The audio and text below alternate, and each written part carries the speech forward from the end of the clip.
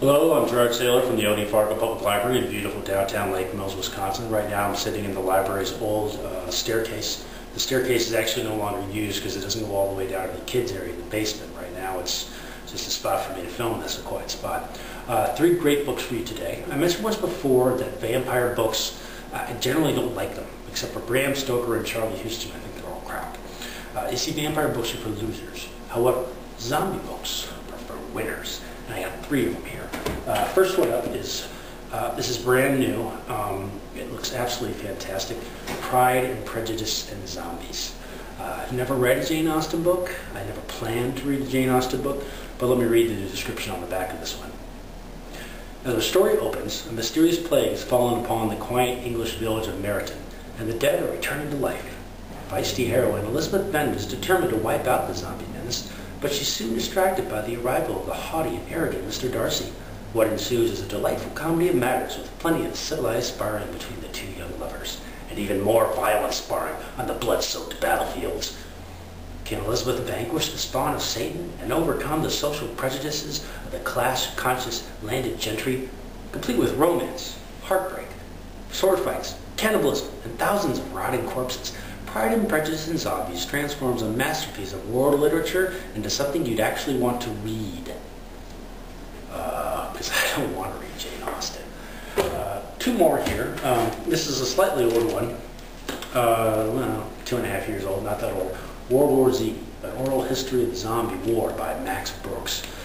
This is really fun.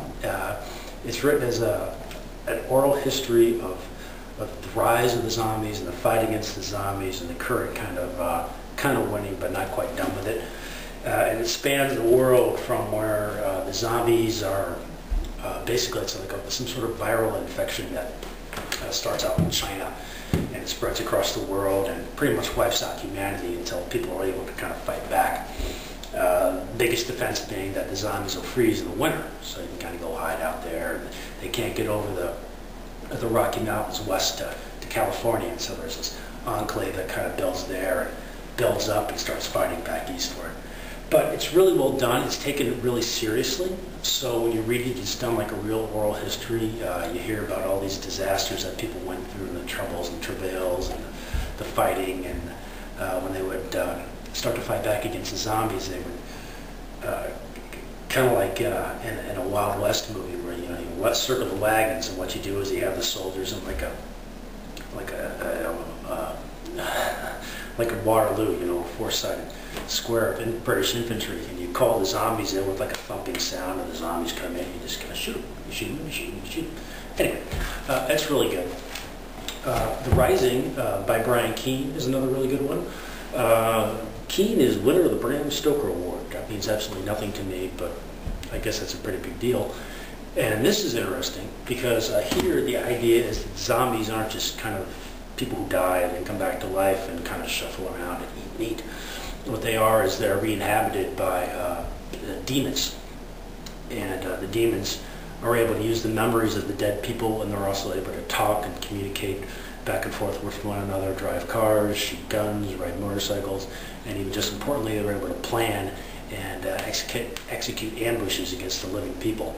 And so that is a neat little twist there to it. And another neat little thing about it too is that the demons don't just inhabit people.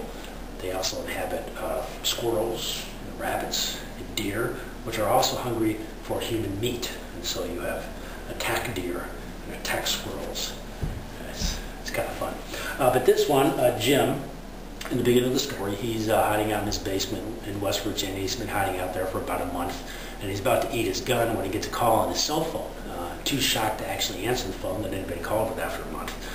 He doesn't get to it in time, but he hears a message from his 12-year-old son out like in Maryland, and he resolves to go rescue his son. Of course, the phone battery goes dead before he can actually call his son back.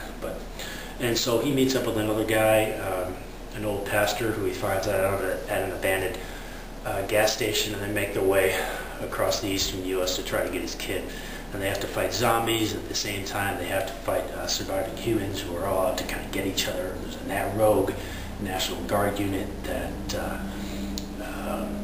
any surviving male they use as slave labor, any women they use to rape. and then you have other skinheads and then biker gangs taking over, and it's kind of a neat book. And this really was a horror book, so there's a couple of really nasty parts in there with zombie infants and children, which was really creepy.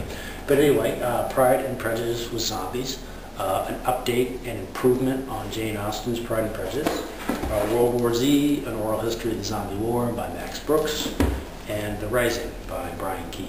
So don't read any of those stupid vampire books, except for Charlie Houston. Read a zombie book and improve your life. I'm Gerard Saylor from the LD Fargo Public Library in beautiful downtown Lake Mills, Wisconsin, and that's what's to read.